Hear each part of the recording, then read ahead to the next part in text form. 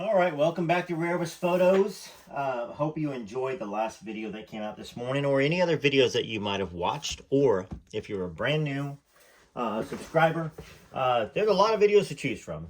There's book readings, there's videos on Elvis, pictures, there's conversations, videos on Priscilla. But we read Elvis and Kathy this morning, and I did say that I'm going to be having an interview with Dari Matara. Once again, I may be changing that pronunciation if I'm wrong, and I could be wrong today. So I wanted to make sure that I got a reading in. So your comments, any questions that you have from what we've read so far in the book, perhaps when we're done with this chapter, please ask them in the comments, and I will go over those with Dari or Derry. So this is the fourth reading of Are You Lonesome Tonight? It might be under Elvis and Desiree or Are You Lonesome Tonight, but it's in the podcast entitled Are You Lonesome Tonight? Podcast or playlist. If you, this is how you go find it right here. You go click on the name of Elvis Photos, and then go down and search for the podcast playlist and watch the videos in order if you want to. And for those of you, I just got another super thanks in. I think that's what it's called. I think it's a thanks or super thanks. Wonderful. Thank you for the $14.99. That's totally amazing. And like I said, it's not required to do that, but when y'all do that, it certainly helps. I mean, I am not complaining because it helps my family. Y'all know I've got a full-time job besides this, and I've got an eBay store, and I've got a family, and I spend a lot of time with my wife and my boys. So when y'all do that, and it was Nancy. Thank you, Nancy Lorenzo, 7029. That's amazing. And of course, before that, it was Ruby Ann. I believe that Ruby Ann's 8370, and then a user did it. Then Marsha Pop and The Sin of Rain. Anyhow, that's wonderful, and you deserve a shout out. So let's get into the book. First off, I'm intrigued. This woman's story. This is not Lucy. This is Desiree, the potential daughter of Elvis. Her story is amazing. She was forced into marriage at 11 by an arranged marriage from her family.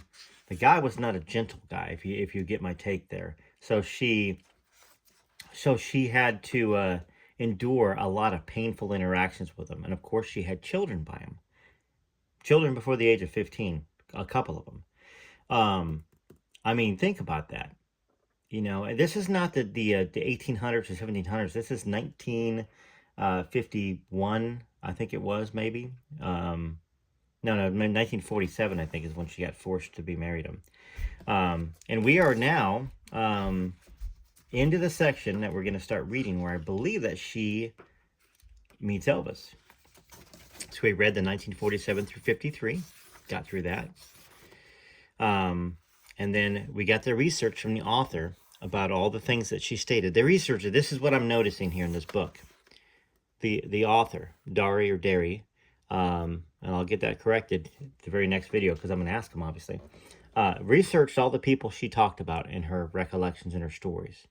And they all say that it's truthful for the people he's able to get a hold of. So, fall of 1953, okay? So this, I know, 53 is the year that she claims that she met Elvis. So we're going to read through this chapter, and we're going to know. We're going to have a better idea, and then we're going to ask questions, okay? So please leave the comments where you're asking questions, and I will bring them up, okay? All right, fall of 1953. I followed a homemade map to find the ranch where Mr. Noe wanted me to perform. It was about a half-hour drive northeast of Monroe, somewhere close to the Mississippi border. The place was like a scene from Gone with the Wind. Now, she's 16 right now, by the way. It was early evening, and the grounds were lit by floodlights that made the weeping willow trees shimmer. Patches of red, white, and pink camellias added color. The white colonial-style house was regal and airy, set off by black shutters and 4 huge white columns at the front entrance that contrasted with the black roof. A veranda with white rails of delicate latticework wrapped around both sides and led to a screened porch in the back. Now, there was a lake about 50 yards from the front porch. Graceful swans and ducks glided over the water. There was a temporary stage set up between the house and lake, and a big bonfire was blazing about 100 yards to the right. People were everywhere, 1,000 or more. Some were roasting wieners by the bonfire, while others ate from the tables of prepared food scattered around the area. It was an older crowd of politicians and rich businessmen, the kind of people you'd expect Governor No or Governor Noe to associate with. Now, I didn't move in those circles, but with so many people, there was a chance of running into someone who knew me. I made myself scarce by walking along the edge of the water. A young man in a bright blue shirt with white polka dots was staring at me. He acted as if he wanted to approach me and appeared to be struggling with shyness. Well, I ran back to the house, not wanting to wait until he built up his courage. I told the woman in charge of the entertainment that I had to leave early. Well, she said I could go on first and told me to put on my costume. My legs were shaking as I took off my red velvet skirt and black décolleté sweater and slipped on my dancing clothes. I wasn't nervous about performing. I was nervous about being recognized and beaten when I got home. My costume was from the television show. Beth Brees, a talk show host of KNOE Radio, frequently assisted me with my stage outfits. She helped me design the one I wore that evening. It was for a segment that's called for a wilderness scene, so we cut up a white sheet in fringes and added slashes and tears to give me a wood nymph look. It was one of my favorite dances and was performed to Anna, the same song they played at my audition. Well, I heard my cue and climbed on stage to do my number. I instantly became oblivious to the crowd as I withdrew into my dance. It felt wonderful again. The rush of adrenaline when performing is a thrill I'll never forget. When I finished, the applause almost blew me over.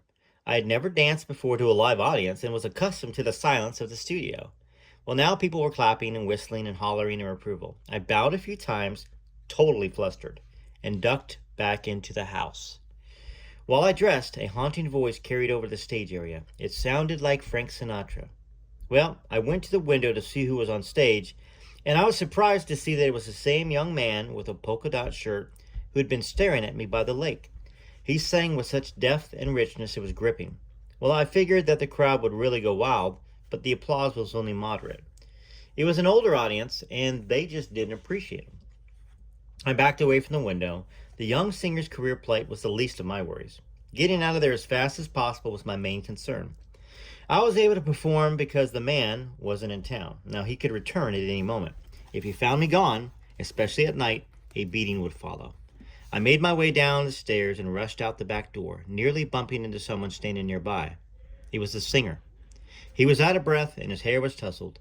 He grabbed my arm to steady me. I tried to get by him, but he stood in the way. "I loved your dance," he said, smiling brightly.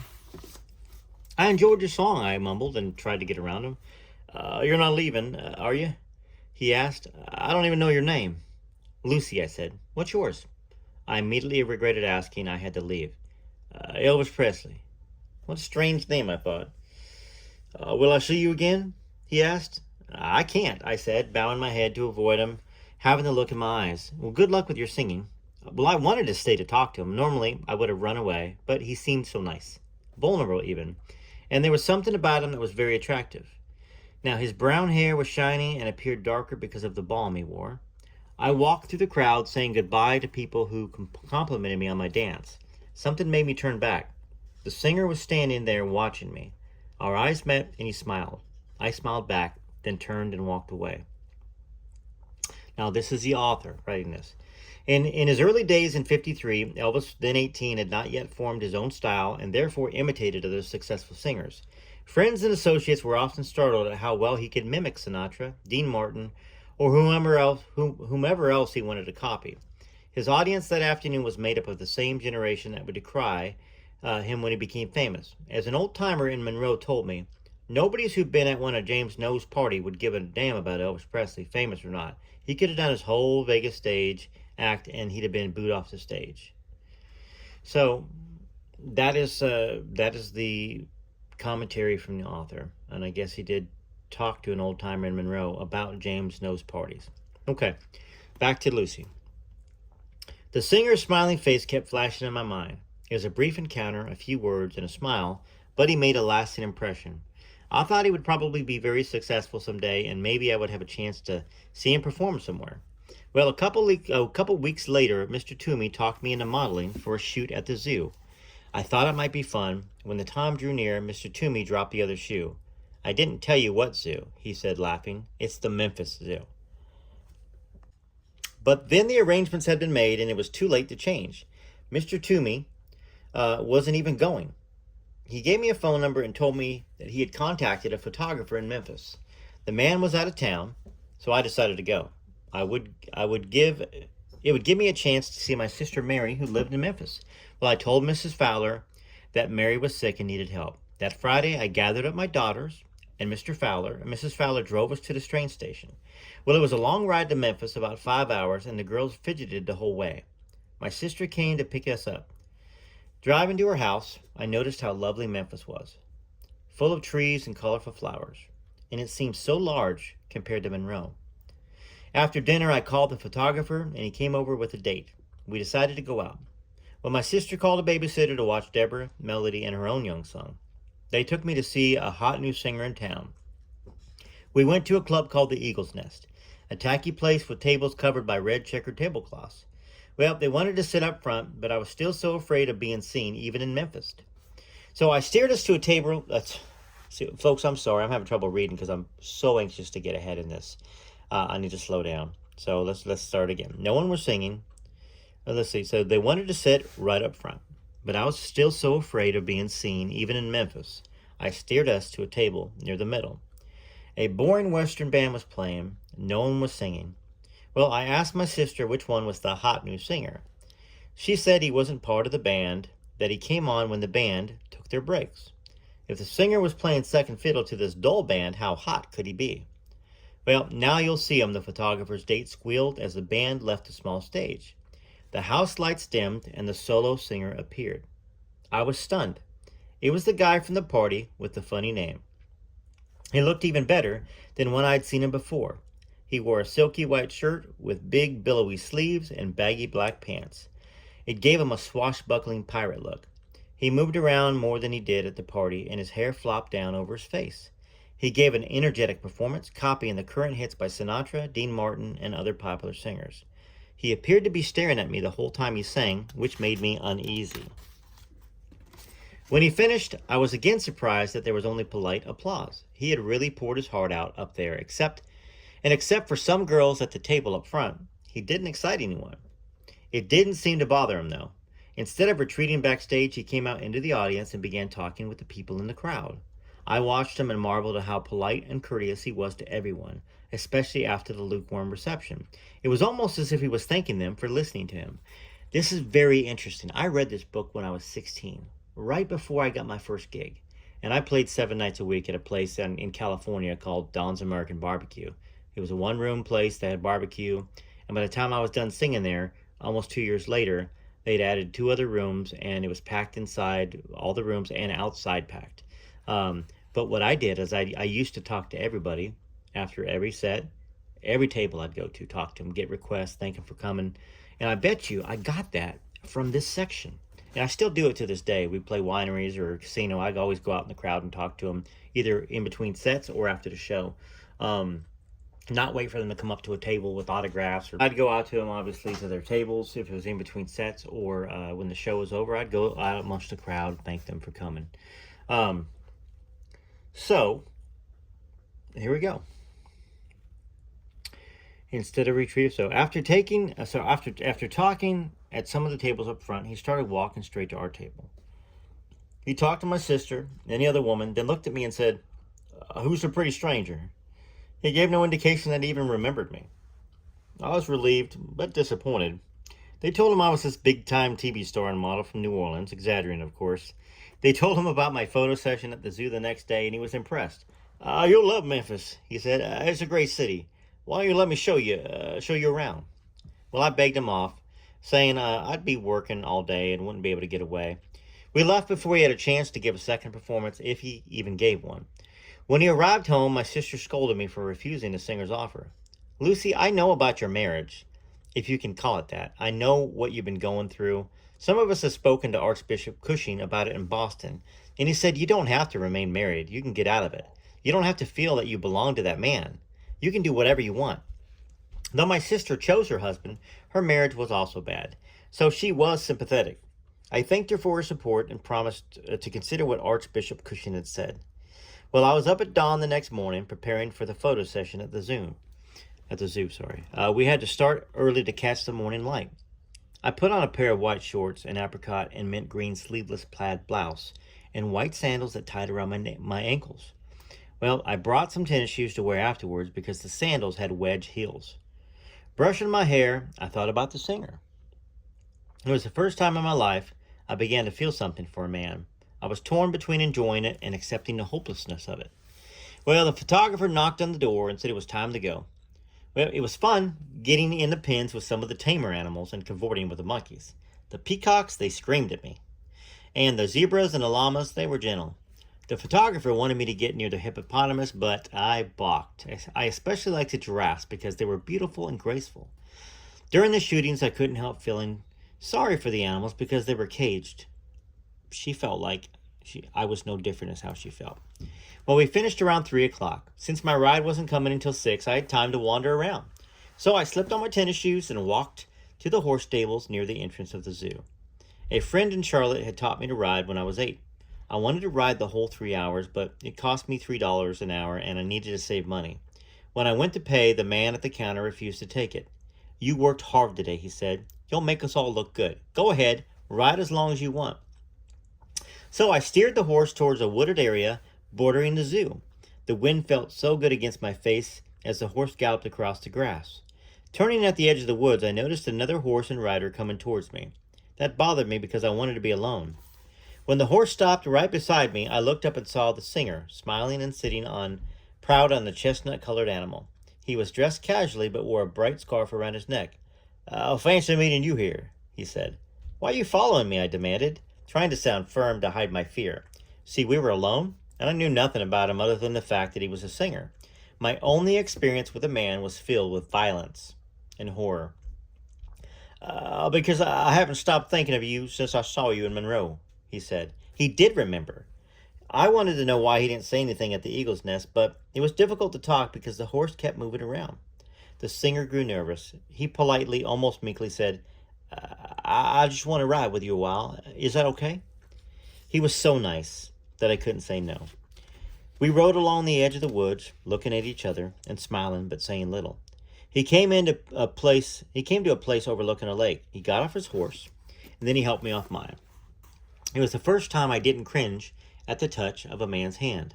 He paused, looked in my eyes for a moment, squeezed my waist, then smiled and went to tie the horses to a nearby tree. We sat on the grass. "I came here today because I wanted to see you," he said. "I didn't think I'd ever see you again." "Why did you act so strange at the club?" "I don't know. I just sensed you were uncomfortable. I thought it'd be better because the other girls were around. I saw you the moment I walked on stage. I didn't forget you, Lucy." Well, he looked at me in a way that was so unlike the lustful way the man looked at me. I asked him about his life. He told me that he was poor and wanted to make something of himself so he could help his parents. He didn't want his mother to have to work anymore. He felt the same way I had about my mother. I told him a little about myself and my love for music, but omitted the dark side. We must have made a funny pair. Elvis with his distinctive voice and southern twang, and me with my French accent popping out on every other word. Riding back to turn in the horses, he asked if he could see me again. "I don't believe that's possible," I said, fighting to keep from crying. I had finally found somebody kind, and he appeared to like me, but I was forced to keep brushing him off. It twisted me up inside. He gently placed his hands on my shoulders and turned me around. "Lucy, do you believe in miracles?" I nodded. "I want to tell you something. I've been with a lot of girls, but you have something very special. I saw it from the very beginning. It's like something I read once about Lancelot. He kept himself pure and loved only one woman. He was mixed up, I guess, but he could see what the others couldn't. I think I'm like that. Does that make any sense?" It made a lot of sense. I was surprised that he had read about King Arthur and the Knights of the Round Table.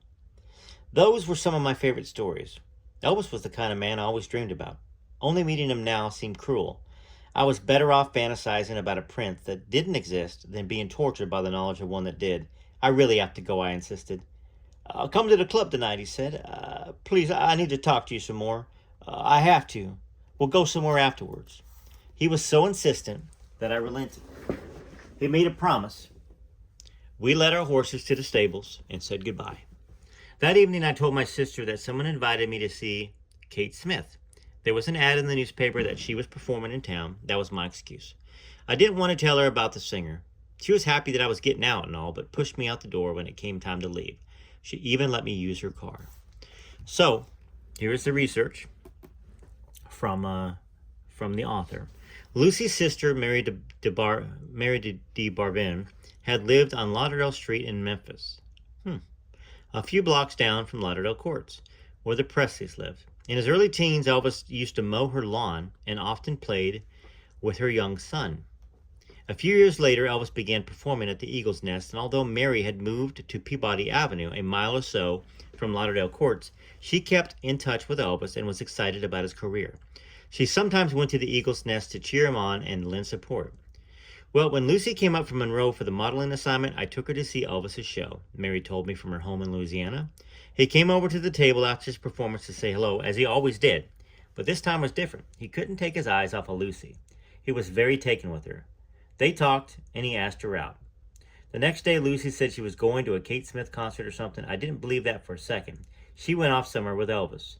Elvis's infatuation with classic literature played a part in his attraction to Lucy. He was taken by her French accent, as well as her beauty.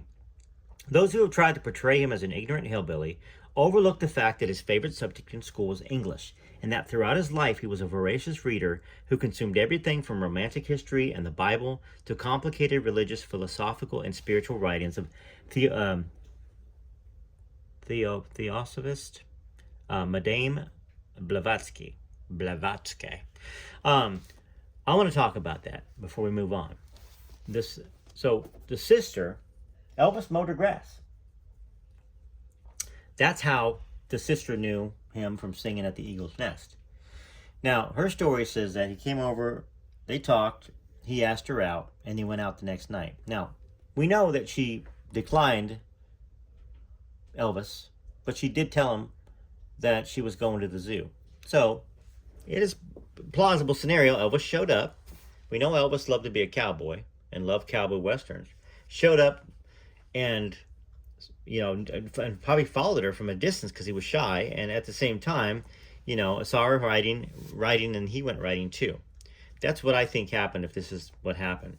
And then, of course, he asked her out. And, later on, even though Lucy didn't tell her sister right away that it was Elvis, she told her later, I went out with Elvis.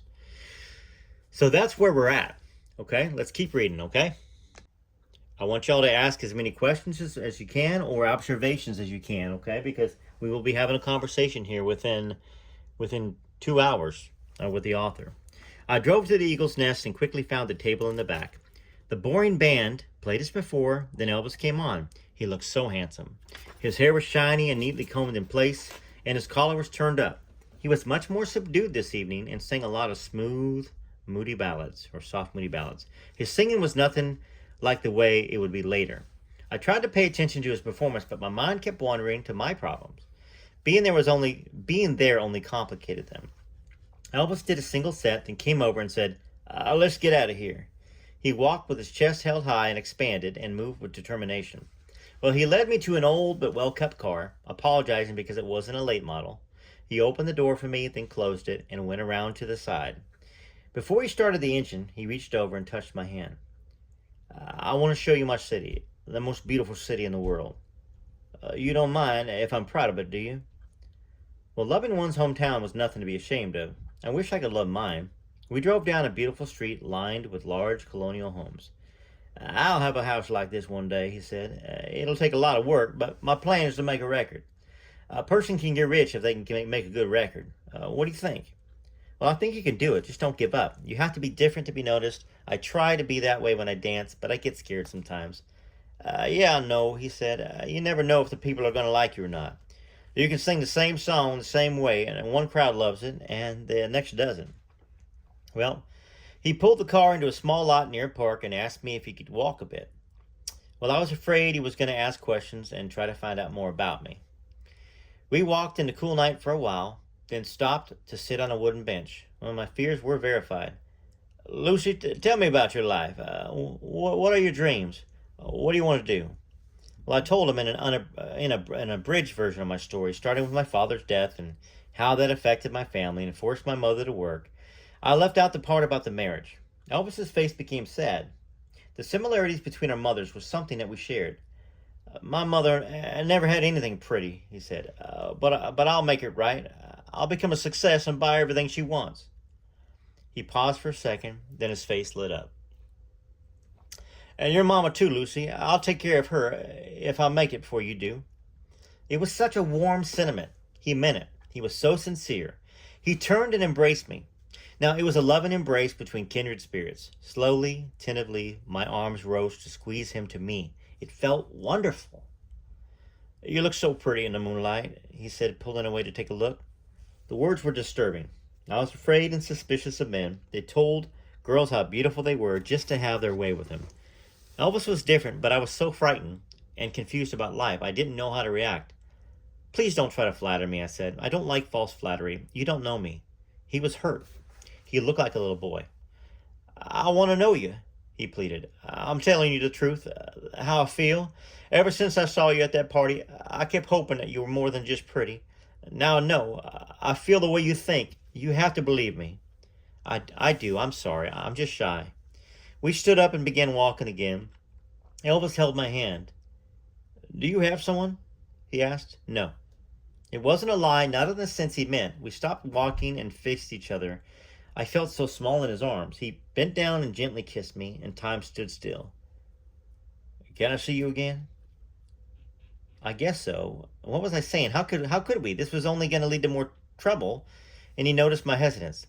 Lucy, I want you to share something with me. What? Success. I want you to share my success. I smiled weakly, knowing that it was improbable. You seem so distant. What's wrong? Well, I don't mean to, Elvis. Really, just give me time. There's some things I can't speak about right now. It's not that you don't like me? No, that's not it. Just personal things. Come on, let's walk some more. Well, we walked in silence for a while. Elvis stopped and pointed to the sky. You see the moon? Remember it. Whenever you see it, think of me and how we'll be together soon. Got to stop for a second. I wrote a song called The Pale Georgia Moonlight. I know that's not Memphis, but when I was 16, I wrote it. And it talked about the moon, about when you see the moon and I see the moon, we're both connected. So once again, Elvis influenced my music. It's getting late, I said. I've got to leave early tomorrow. So as we drove back to my car, Elvis kept asking me for my address and phone number. I dodged the question, but he persisted. He wouldn't let me out of the car until I answered him. I finally told him that he could reach me at the television station or the department store. You'll see me soon, he said. Don't worry. It was hard not to. I was certain I'd never see him again, and in a strange way that hurt as bad as anything I'd ever experienced. The next morning, while waiting to board the train, I was paralyzed with the fear that he would show up at the station and see me clutching my 2 babies. He could never be mine, but I had to keep the dream alive for a little while longer. I needed it. Well, I returned. So, before we get this next section, I think we got, a few more pages, which is good. And bad, because I want to keep reading, but I got to get this video edited and got to get it loaded for y'all to ask questions.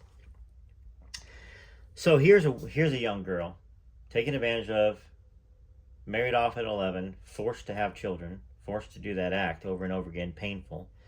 Think about that, 11-year-old. So she's got 2 kids. She's hiding them from Elvis. Once again, here we are in this another scenario where somebody's having to hide who they are, But I blame Lucy less than I would blame somebody like Priscilla. I mean, Elvis. Anyways, I just wanted to kind of talk about that for a second. The fact that she had to hide that she had to have children because she didn't want to lose the possibility of Elvis. And he wasn't even famous, but the possibility of somebody kind and sweet and nice to replace all the painful actions that 45-year-old man put on her from 11 to that's 16 now. All right. I returned to my busy but bleak routine. The only relief was dancing and working at Silverstein's. Elvis didn't call, or if he did, no one told me. Then one Saturday, about 2 weeks later, someone at the store motioned me to the phone. I want to come see you, Elvis said. I've got to. I told him he couldn't and gave him the excuse that I had to go away on another modeling assignment. How about tonight then? He said. I played along, assuming he was just in Memphis. Tonight would be fine. Tonight would be fine. Just fly in like Superman. I will, he exclaimed. You just wait. Actually, I've got to work tonight, I said, worrying that he might really show up. I'm singing at a wedding. Well, he asked me the name of the church and where it was located, and like a fool, I said St. Matthew's. He couldn't be serious. I promised I'd see him at another time. Well, that night I was singing the Alleluia from a choir loft from behind the pews. Suddenly, someone began harmonizing with me. I turned slightly and saw him. Elvis. What a shock. I was in the middle of the song and had to keep singing. Well, he moved up beside me, still singing along, and gently took my hand. We finished the song together. Elvis sang it beautifully. I sang Gonads Ave Maria next, but it was too Catholic for Elvis's Southern Pentecostal background, so he had to let me solo. The minute I finished, we ducked out of the church before anybody saw us and walked around the building. Elvis squeezed me tightly. You sang really beautiful, he said. Thank you. I didn't know you could sing Alleluia. I love church music, especially gospel. I go to church all the time. Well, what are you doing here? I said, a bit startled. I came to see you. Come on, are you hungry? Let's go get something to eat. Well, we went to the Rendezvous restaurant, an elegant and popular place in the suburban area. We had a wonderful dinner. Elvis wanted to go all out, steaks, champagne, dessert, the works. But I declined the champagne and the dessert. I didn't want him to spend his money. Well, as we ate, Elvis kept reaching over and touching my hand. Well, unfortunately, the evening was almost spoiled when a number of people recognized me from television and came by the table. I was embarrassed. Elvis was impressed, though. You're a star, he said. I felt something crawling up my leg and jerked back. Looking down, I saw a red rose sitting on my chair. He had reached under the table and tickled my leg with it, then left it there. He laughed when I jumped, thinking it was a big bug. The rose was crumbled and wilted, as if it had been in his pocket all day. He singled the waiter, and I was presented with 3 fresh red roses with long stems. Pointing to each one, he said, this one's for you, this one's for me, and this one represents our love. I want to show you what it means to love someone, and what marriage is, he continued. Well, that confused me, but I let it pass. With all the complications, I didn't want to think about anything like that. Well, we left the restaurant, and Elvis asked if there was a pretty place where we could talk. I directed him to a secluded spot on the Bayou Desiree, a large winding lake that weaves through Monroe.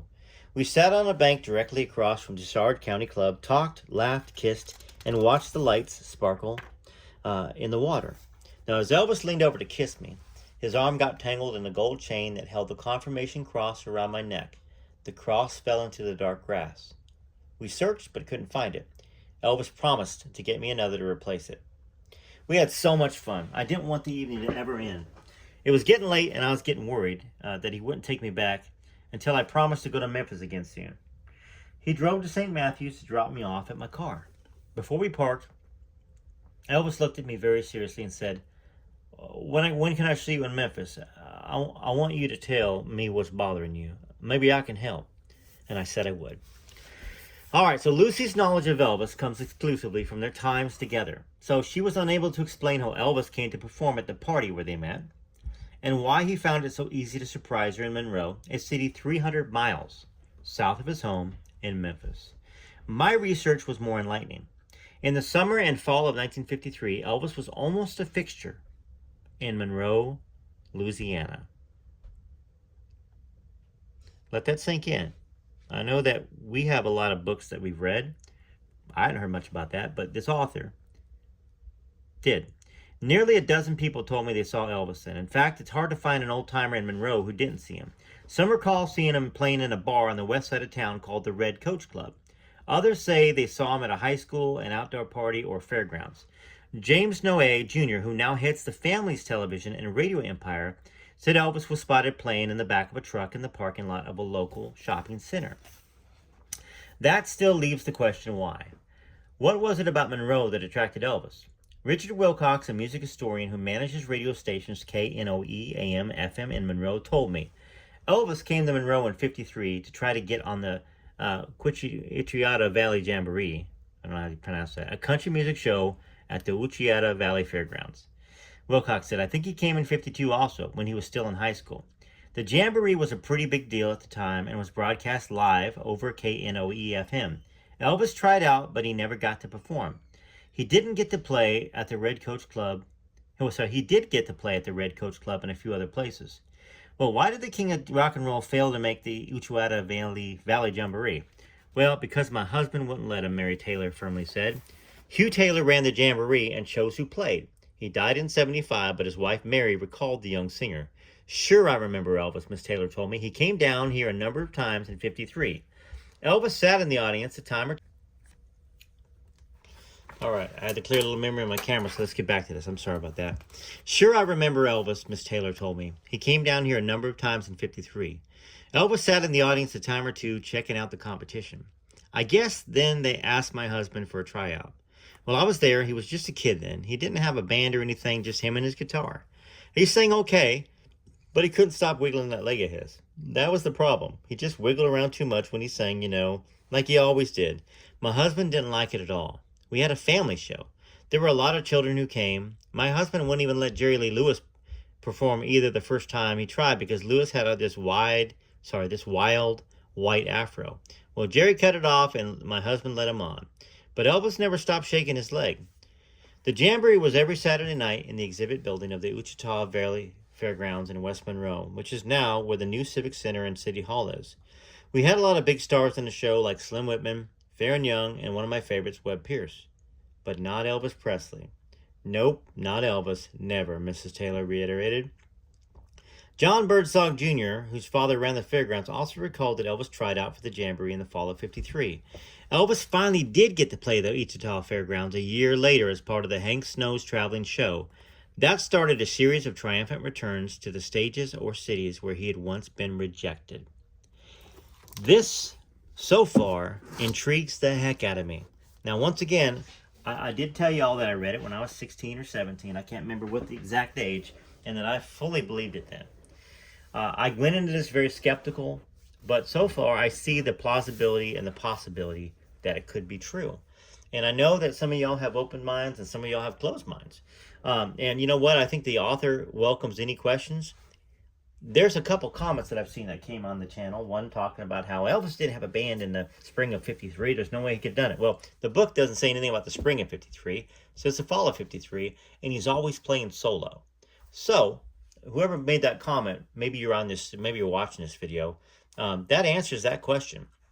And the problem with the internet is that people put a lot of false information out there. They quote a book that's not even correct. Maybe the quote wasn't correct. Maybe they said, "Oh, Are You Lonesome Tonight?" that Elvis was singing in the spring, and Elvis didn't have a band and all this stuff. But when you get into the book, he's singing solo with his guitar. And so he was down there. It's plausible. So this is where we're going to wrap it up. TCB TLC. Hey, while you listen to this music, leave comments. Leave as many as you can. I'm thinking I'll be on for a little while with Dari on this. And so if any comments pop up, I'll ask them about them, okay? All right. Thanks so much. Listen to music, leave a comment. And thanks for those of you that, once again, that are members and subscribers and those that leave the super thanks.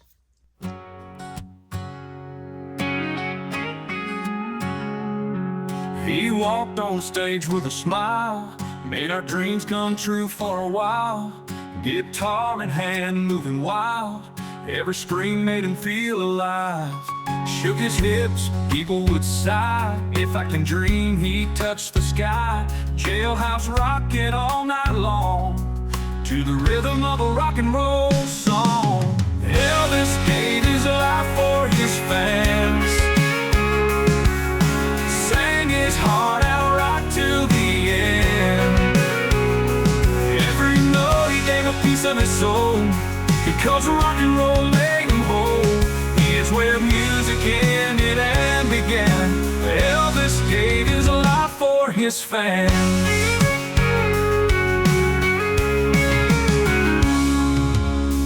Long nights on the road, legends told, stories unfold. From Graceland to the crowd, he played every song loud and proud. Elvis gave his life for his fans, sang his heart out right till the end. Every note he gave a piece of his soul, because rock and roll made him whole. where music ended and began. Elvis gave his life for his fans.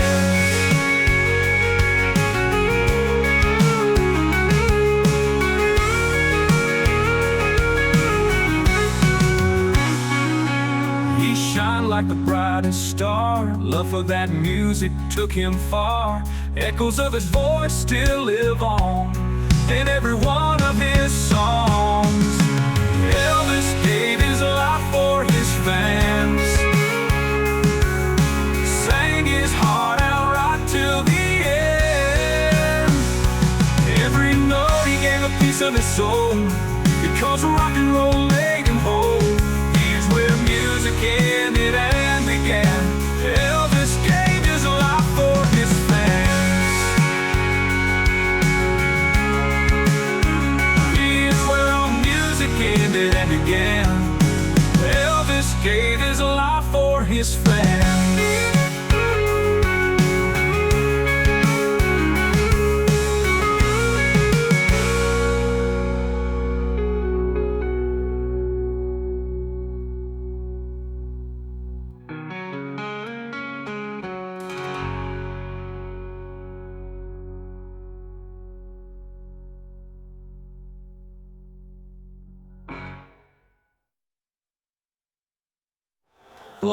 Bro so much rock and roll song. He really like a piece of his soul, because rock and roll made him whole. Here's where music ended and began. Elvis gave his life for his fans.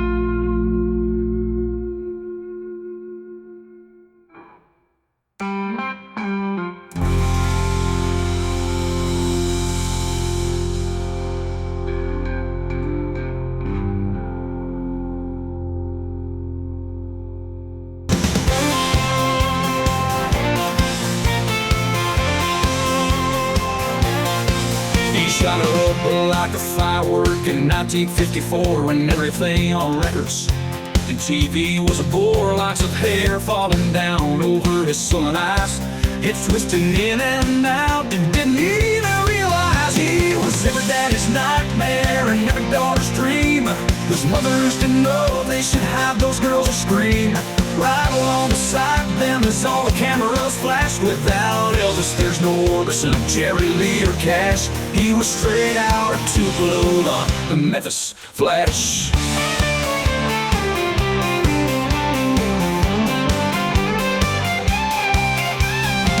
The institution tried to ban him, cops lined up at shows. They said, shake it one more time, son, we'll see how your headline goes. But Elvis, he just stood there, wiggling his one finger. They still screamed and rushed the stage for their favorite singer. He was every daddy's nightmare and every daughter's dream. Those mothers didn't know they should have those girls to scream. Right along beside them as all the cameras flashed. Without Elvis there's no Orbison, Jerry Lee or Cash. He was straight out of Tupelo, the Memphis Flash.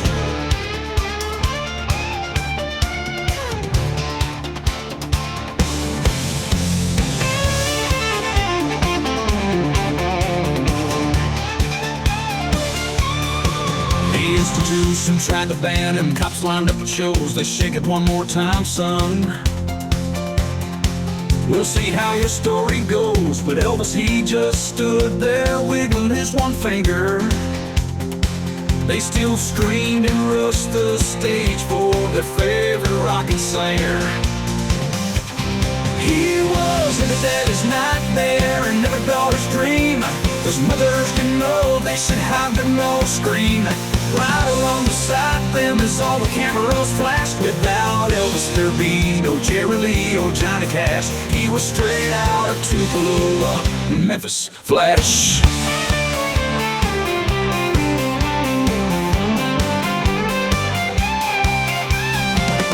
He still makes them cry and smile to this very day.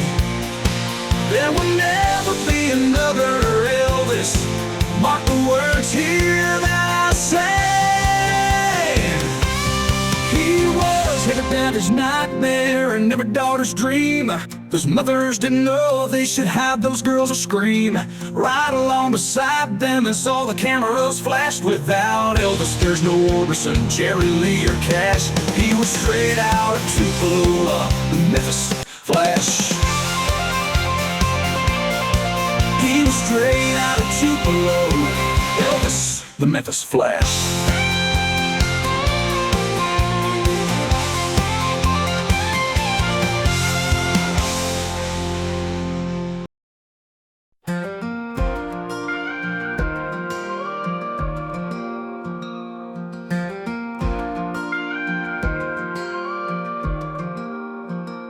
I'm in a blue suede dream tonight, and feel the rhythm come alive. My heart beats to every Elvis song. On my turntable I turn on. Hound dog echoes in my veins, jailhouse rocking through the years. We're all the part of him that red remains as we wipe away our tears. We say thank you to the mailman, say our grace and our amens. Live our life in God we trust. Yeah, Elvis is alive in all of us.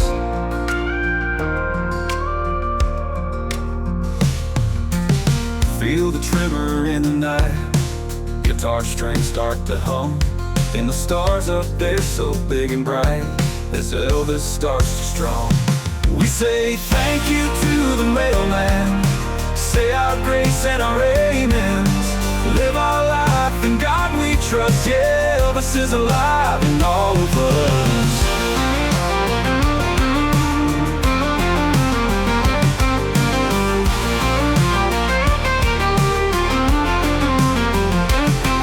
First a blue moon in the sky, can't help falling but don't wonder why. Elvis' spirit never dies in our soul. For all our lives we say thank you to the mailman, say our grace and our amens. Live our life in God we trust. Yeah, Elvis is alive in all of us. Yeah, Elvis is alive in all of us.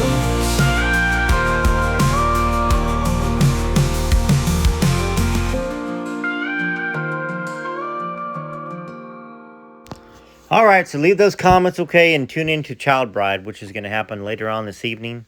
And then we'll try to get to From Here to the Great Unknown. But leave those comments for this book.